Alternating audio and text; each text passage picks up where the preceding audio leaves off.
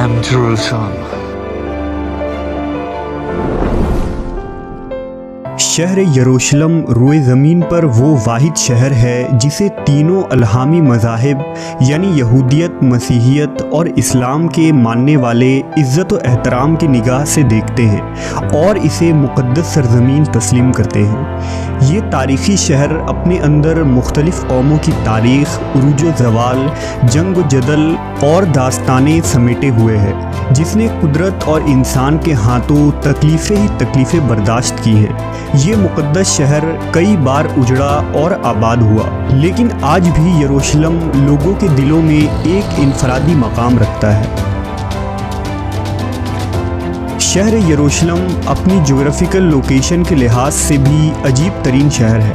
ये शहर ढलवान पहाड़ी पर वाक़ है जो जज़रेल की सरज़मीन से लेकर उक़बा तक फैला हुआ है, जो जुनूब और मशरिक़ के अलावा पहाड़ी के दरमियान घिरा है।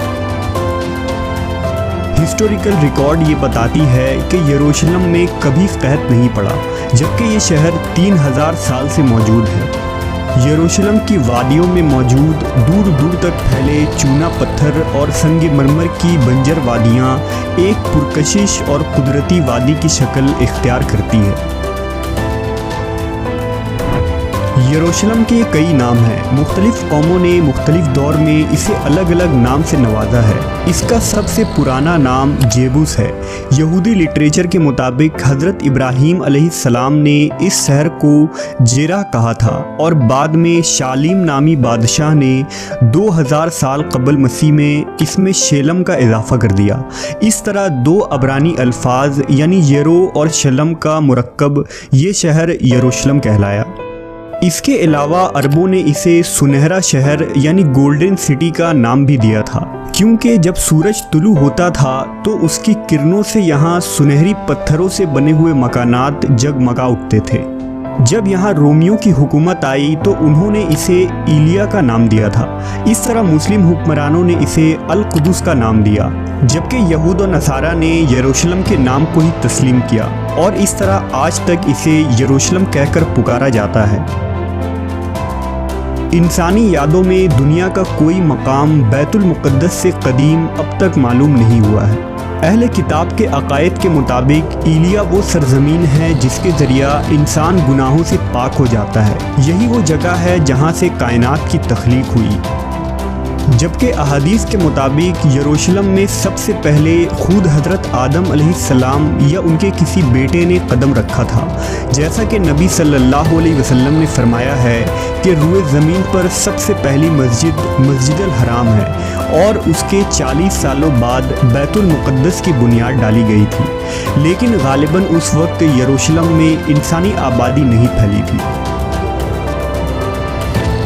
तारीख़ के मुताबिक सबसे पहले यहाँ आले साम यानी नूह अलैहिस्सलाम के बेटे साम की औलादें 2500 क़बल मसीह में आकर आबाद हुई, जिन्हें किनानी कहा जाता था। इसलिए यरूशलेम को कदीम तारीख़ में अर्ज़ किनान के नाम से याद किया जाता है। फिर 2000 क़बल मसीह के ज़माने में हज़रत इब्राहीम अलैहिस्सलाम ने इराक़ से यरूशलेम हिजरत फरमाकर इस इलाके में पहुँचे और हबरून के मकाम पर सुकूनत इख्तियार की। किताब मुक़द्दस और इब्न कसीर की रिवायतों के मुताबिक उस वक्त यरूशलेम के बादशाह शेलम हज़रत इब्राहीम पर ईमान ले आया और इस तरह हबरून में हज़रत इब्राहीम की ताकत व कुदरत में इजाफ़ा हो गया। यहीं आपकी औलादें हुईं और आपने ज़िंदगी का बड़ा हिस्सा इसी मकाम पर गुजारा और हबरून में ही मदफून हुए। 40 सालों बाद हज़रत इब्राहीम अलैहिस्सलाम के पड़पोते यानी हज़रत याकूब अलैहिस्सलाम ने इसी जगह खुदावंद खुदा को ख्वाब में देखा था, लिहाजा उन्होंने इस मकाम पर बैत ईल की तामीर की, जो यहूदियों की पहली मुक़द्दस मकाम मानी जाती है। हज़रत याकूब अलैहिस्सलाम की औलादें, जिन्हें बनी इसराइल कहा जाता है, ये लोग किनान छोड़कर मिस्र की तरफ हिजरत कर गए और लंबे अरसे तक वहाँ फ़िरौनियों के ग़ुलाम बने रहे। उस ज़माने में कौम अमालका ने अर्ज़ फ़लस्तीन और यरूशलेम पर कब्ज़ा कर लिया और जब मूसा अलैहिस्सलाम बनी इसराइल को लेकर मिस्र से निकले तो इसी अर्ज़ मुक़द्दस का उनसे वादा किया गया जो बनी इसराइल को अता होने वाली थी। उस वक्त इसराइलियों की तादाद 7 लाख से भी ज़ायद थी। मूसा अलैहिस्सलाम की ज़िंदगी में बनी इसराइल फ़लस्तीन में दाखिल न हो सके, लेकिन आपके बाद आपके जानशीन हज़रत यूशा बिन नून की रहनुमाई में बनी इसराइल ने कौम अमालका से जंग लड़ी और उन्हें फ़तह नसीब हुई। इस तरह दोबारा बनी इसराइल फ़लस्तीन के नवाही इलाक़ों में आकर आबाद हो गए।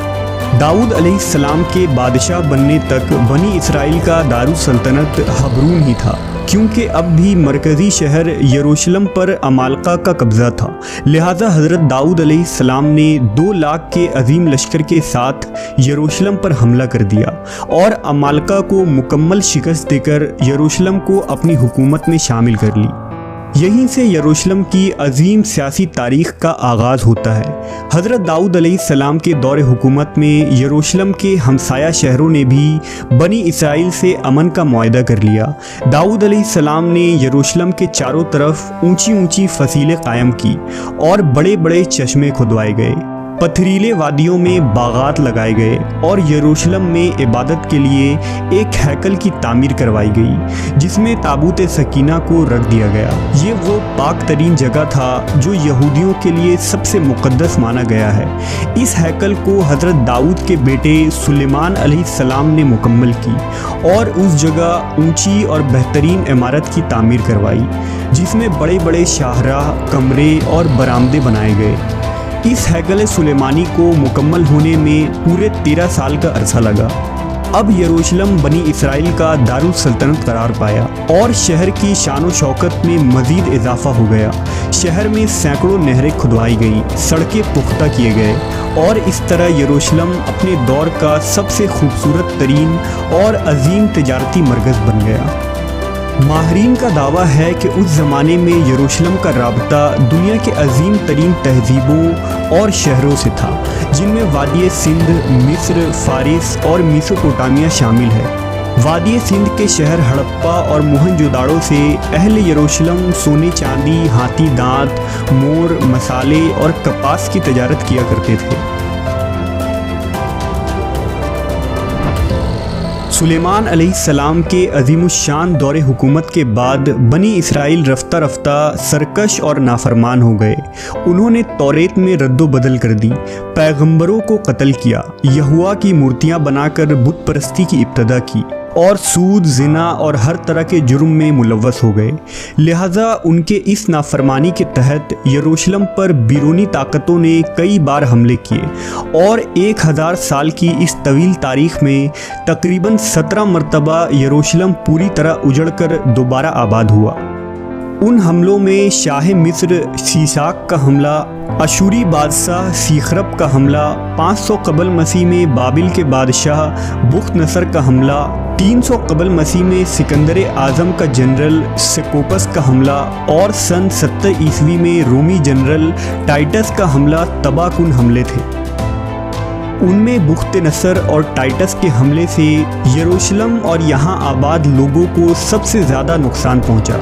उस हमले में हैकल मुकम्मल तौर पर तबाह हो गया, तौरेत के नुस्खे जला दिए गए, इसराइली औरतों को असीर बना लिया गया, शहर में कत्ले आम हुआ, यहूदियों के तमाम मालो असबाब लूट लिए गए और यरूशलेम के तमाम अजीम मोहल्लात और तामीरात पत्थर के ढेर में तब्दील हो गए।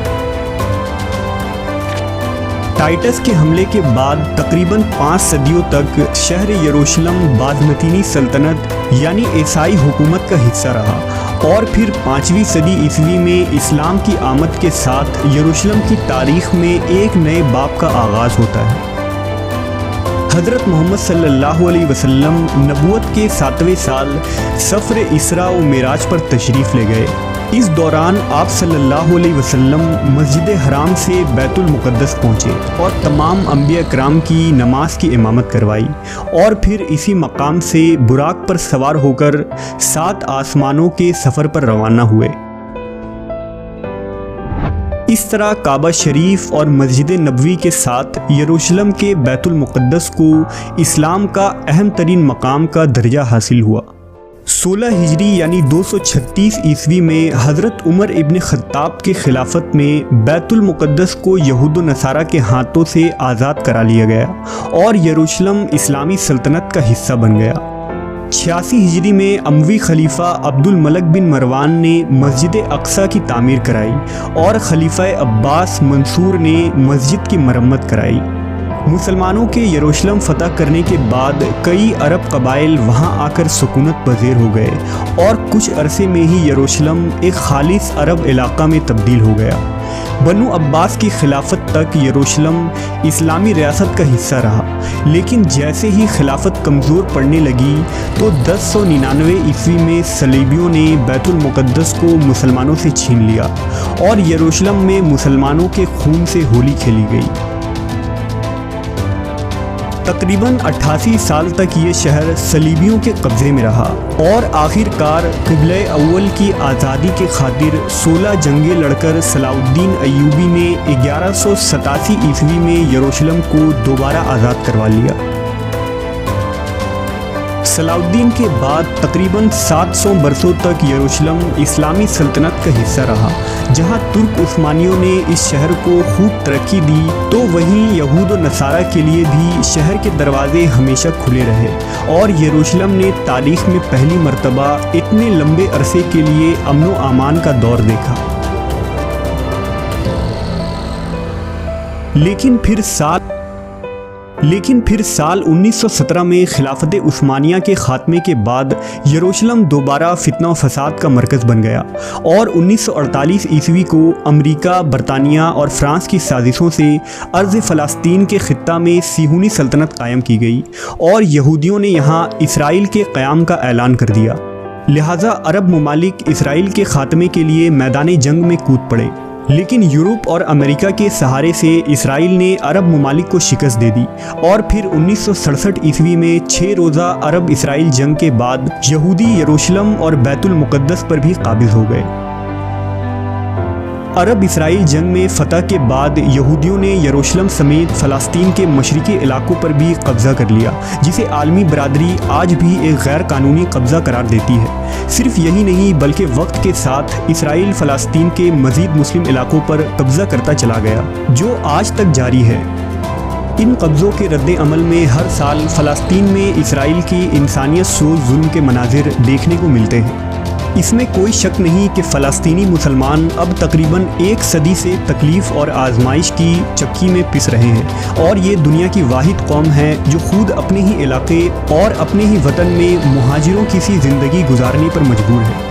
लेकिन ये भी सच है कि दुनिया भर के मुसलमानों के दिल अहले फ़लस्तीन के साथ धड़कते हैं और वो किसी भी सूरत इसराइल का गासिबाना कब्ज़ा तस्लीम करने के लिए तैयार नहीं है। फ़लस्तीन का गम उम्मत मुस्लिमा का मुश्तरका गम है और ये बात भी रोज़े रोशन की तरह आया है कि बैतुल मुक़द्दस का मसला फ़कत अहले फ़लस्तीन का मसला नहीं बल्कि पूरी उम्मत का मसला है।